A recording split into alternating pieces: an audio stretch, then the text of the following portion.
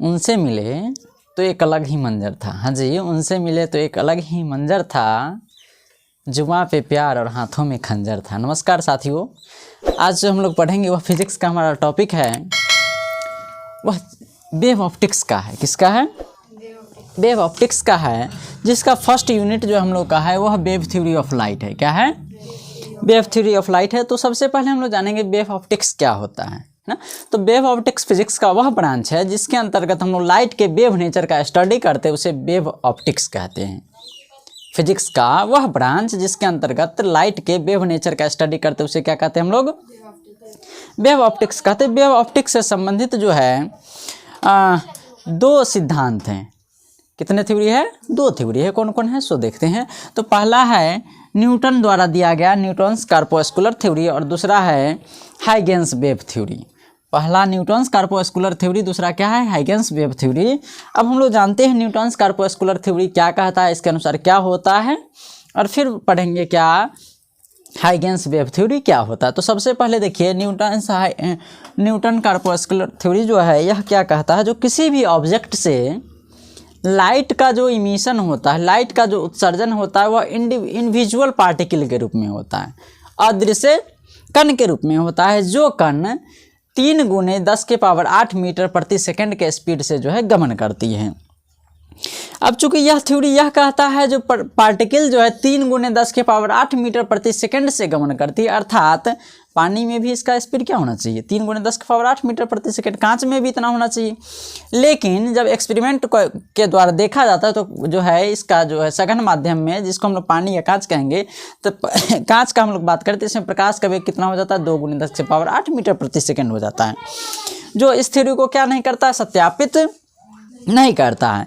और पार्टिकल के रूप में जो बताया, तो इसके आधार पे क्या है, इंटरफेरेंस ऑफ लाइट हो गया, डिफ्रैक्शन ऑफ लाइट हो गया, पोलराइजेशन ऑफ लाइट, ये सब की जो घटना है, इस सब की भी व्याख्या यह सिद्धांत नहीं कर पाती है, जो इस वजह से क्या हुआ, यह आगे जाने के बाद फ्लॉप हो गया। इसके बाद आए हाइगेंस अपने वेव थ्योरी को लेकर के। यह कब आए थे? तो 1678 ईस्वी में। इन्होंने क्या बताया, जो किसी भी ऑब्जेक्ट से जो लाइट का उत्सर्जन होता है वह वेव के रूप में होता है। किसके रूप में होता है? और जो वेव कैसा होता है? लॉन्गिट्यूडिनल वेव होता है। कौन सा वेव होता है? अब जब इन्होंने जो है लाइट का उत्सर्जन वेव के रूप में माना, तो इन्होंने देखा जो लाइट की बहुत सारी घटनाएं, प्रकाश से संबंधित बहुत सारी घटनाएं, जैसे रिफ्लेक्शन ऑफ लाइट हो गया, रिफ्रैक्शन ऑफ लाइट हो गया, इसकी तो व्याख्या हो पाए, लेकिन इसके अलावा जो इंटरफेरेंस ऑफ लाइट था, डिफ्रैक्शन ऑफ लाइट था, पोलराइजेशन ऑफ लाइट था, इस सब की व्याख्या नहीं हो पाया, जिस वजह से इसमें संशोधन की जरूरत था। किसकी आवश्यकता थी? तो संशोधन करने के क्रम में फिर कौन आए? थॉमस यंग और फ्रेस्नेल ने इसको जब संशोधन किया, तो इन्होंने लाइट को जो कि वेव के रूप में माना था, उन्होंने कौन? हाइगेंस ने जो लॉन्गिट्यूडिनल वेव होता है, इसको इन्होंने ट्रांसवर्स वेव माना। कौन सा वेव माना? अब ट्रांसवर्स वेव माना तो देखा इन्होंने जो रिफ्लेक्शन ऑफ लाइट हो गया, रिफ्रैक्शन ऑफ लाइट हो गया, डिस्पर्सन ऑफ लाइट हो गया, डेविएशन ऑफ लाइट हो गया, डिफ्रैक्शन ऑफ लाइट हो गया, पोलराइजेशन ऑफ लाइट इत्यादि की व्याख्या आसानी से हो जाता है। परंतु फोटो इलेक्ट्रिक इफेक्ट हो गया, कॉम्पटन इफेक्ट हो गया, इत्यादि की व्याख्या नहीं हो पाया। फिर इसके बाद कौन आए?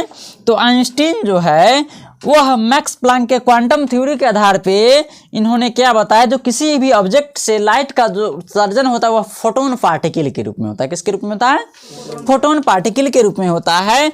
तो जब लाइट को फोटोन पार्टिकल माना गया, तो देखा गया कॉम्पटन इफेक्ट और फोटो इलेक्ट्रिक इफेक्ट की क्या हो गया? व्याख्या हो गया, जो किसके अनुसार नहीं हो गया था? थॉमस यंग के अनुसार नहीं हुआ था।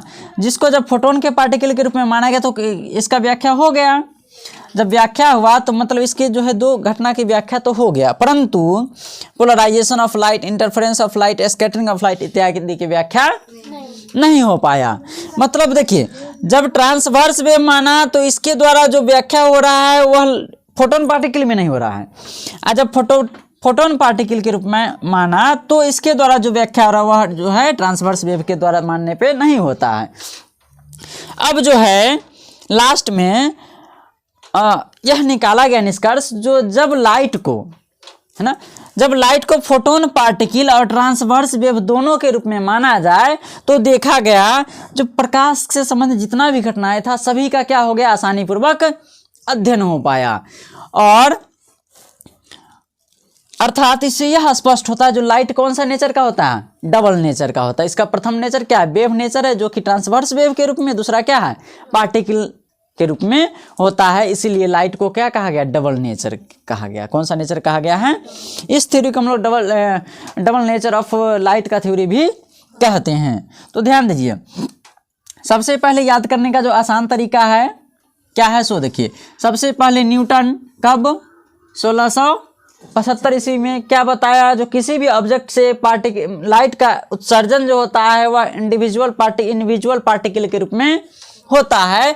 और इस सिद्धांत और इसके अनुसार जो है मतलब प्रकाश का जो वेग होता है वह 3 × 10⁸ मीटर प्रति सेकेंड होता है। लेकिन प्रयोग द्वारा यह देखा गया जो सघन माध्यम अर्थात डेंसर मीडियम में जो है लाइट का वेग उतना नहीं होता, उससे कम होता है। और इसके आधार पे जो है interference of light, diffraction of light, polarisation of light, इस सब की भी व्याख्या नहीं हो पाया, अतः यह क्या हो गया, फ्लॉप हो गया। इसके बाद कौन आए, 1678 ईस्वी में हाइगेंस ने आए। कौन आए, इन्होंने हाइगेंस का जो है वेव थ्योरी दिया। इन्होंने बताया किसी भी ऑब्जेक्ट से लाइट का जो उत्सर्जन होता है वह वेव के रूप में होता है। जो वेव कैसा होता है, लॉन्गिट्यूडिनल होता है। जब वेव को लॉन्गिट्यूडिनल वेव माना गया तो देखा गया जो रिफ्लेक्शन और रिफ्रैक्शन की घटना की तो व्याख्या हो जाती है, परंतु नॉट एक्सप्लेन, मतलब जो interference of light, diffraction of light, polarisation of light इत्यादि की व्याख्या नहीं हो पाती है। इसके बाद थॉमस यंग और फ्रेस्नेल ने क्या दिखा अपने प्रयोग के द्वारा, जो वेव लाइट को जो है वेव के रूप में माना जाए लेकिन ट्रांसवर्स वेव माना जाए। कौन सा वेव, तो इन्होंने देखा जो रिफ्लेक्शन हो गया, रिफ्रैक्शन हो गया, डिस्पर्सन हो गया, डेविएशन हो गया, डिफ्रैक्शन हो गया, पोलराइजेशन इत्यादि की व्याख्या क्या होती है, आसानी पूर्वक हो पाती है, परंतु फोटो इलेक्ट्रिक इफेक्ट और कॉम्पटन इफेक्ट की व्याख्या नहीं हो पाती है। उसके बाद आइंस्टीन ने किसके आधार पे, मैक्स प्लैंक के क्वांटम थ्योरी के आधार पे बताया क्या, जो किसी भी ऑब्जेक्ट से लाइट का जो उत्सर्जन होता है वह किसके रूप में होता है, फोटोन पार्टिकल के रूप में होता है। जब लाइट को फोटोन पार्टिकल माना गया तो देखा गया कि इसके कॉम्पटन इफेक्ट और फोटो इलेक्ट्रिक इफेक्ट की व्याख्या हो जाती है, जो कि किसमें नहीं हुआ था, यंग के थॉमस सिद्धांत में नहीं हुआ था। तो इसको जो है और जो है जो सारे घटनाएं था, polarisation of light, interference of light, इस सब की व्याख्या नहीं हो पाई थी। फिर जो है लास्ट में यह देखा गया जो लाइट को जो है फोटोन पार्टिकल और ट्रांसवर्स वेव दोनों के रूप में माना गया, तो प्रकाश की सभी घटनाएं, जितना भी घटनाएं था सबका क्या हो गया, आसानी पूर्वक अध्ययन हो पाया। इसीलिए लाइट को क्या कहा जाता है, डबल नेचर ऑफ लाइट के नाम से भी जाना जाता है। यही पूरा क्या था हमारा सिद्धांत। उम्मीद करता आप लोग को अच्छे समझ में आया होगा। वीडियो को लाइक कर दीजिएगा, साथ में चैनल को सब्सक्राइब अगर अभी तक ना किए तो कर लीजिएगा और दोस्तों के साथ शेयर कर लीजिएगा। धन्यवाद।